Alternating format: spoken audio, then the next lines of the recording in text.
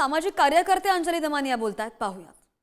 आणि ते मी उद्या त्यांना चार्टिकली कलेक्टरांकडे पाठवणार आहे. 8 तारखेला दुपारी 3 वाजता पुन्हा एक बैठक आमची होणार आहे इथेच. तर आत्ताच्या घटकेला आम्हाला असं आश्वासन देण्यात आलंय की पूर्णच्या पूर्ण सगळे डिटेल्स काय काय होऊ शकेल, कुठल्या कुठल्या कारवाया होऊ शकतील, याच्यावर SIT होऊ शकेल का.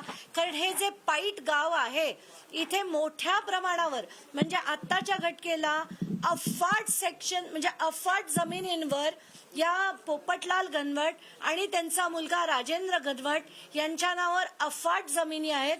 त्याची सगळी चौकशी आज बावनकुळेंनी, त्यांना मंत्री बावनकुळे यांनी त्या सगळ्या अधिकाऱ्यांना निर्देश दिले आहेत की त्यांनी याचा पूर्ण डिटेल्ड रिपोर्ट घेऊन 8 तारखेला 3 वाजता परत मीटिंग आहे आणि सरकारकडनं आम्ही पूर्ण तुम्हाला समर्थन देऊ.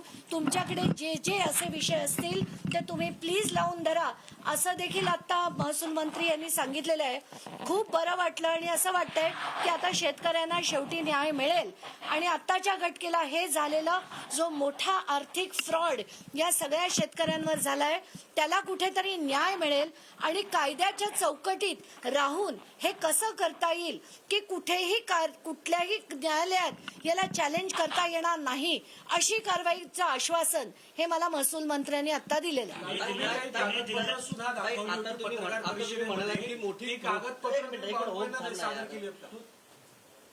आताच्या घटकेला आम्ही सगळीच्या सगळी डिटेल्स सकट सगळे त्यांच्यावर लागलेले सेक्शन्स या सगळ्याची माहिती त्यांना दिलेली आहे आणि याच्यावरच सगळ्या अधिकाऱ्यांनी कारवाई करून 7-8 तारखेला दुपारी 3च्या आत तो अहवाल तयार करायचा आहे आणि 8ला पुन्हा ही मीटिंग होणार आहे. ताई, जसं तुम्ही म्हणाल मोठ्या प्रमाणात त्या जमिनी त्या घनवट कुटुंबाच्या नावावर करण्यात आल्या. फक्त घनवट कुटुंबात अधिकारी नेमक्यात इन्व्हॉल्व असतील त्या अधिकाऱ्यांवर काय कारवाई होणार आहे? आत्ताच्या घटकेला त्यांनी हे देखील म्हटलंय की जेवढे जेवढे अधिकारी आहेत म्हणजे आम्ही त्यांना एक स्टेशन डायरीचे लिहिलेले ज्या गोष्टी होत्या की पोपटलाल घनवट हे पोलीस स्टेशनमध्ये जाऊन धमक्या देऊन पोलिसांना म्हणतात की तुमचे कपडे उतरवू असं स्टेशन डायरीतली नोंद देखील वाचून दाखवली.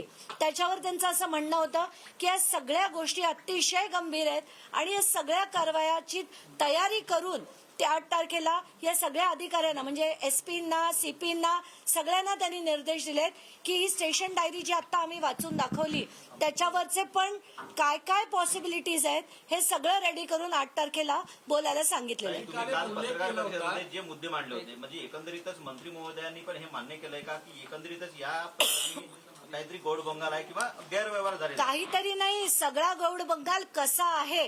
कारण यांचे फॉर एक्झाम्पल मीरा सोनवणे यांचं जे ट्रान्झॅक्शन केलं गेलं ते डुप्लिकेट माणसांना उभं करून त्याच नावाच्या डुप्लिकेट माणसाला उभं करून ते केलं गेलं. एवढंच नाही तर बाकीच्या व्यवहारात 1 रुपयाचं सुद्धा ट्रान्झॅक्शन झालेलं नव्हतं.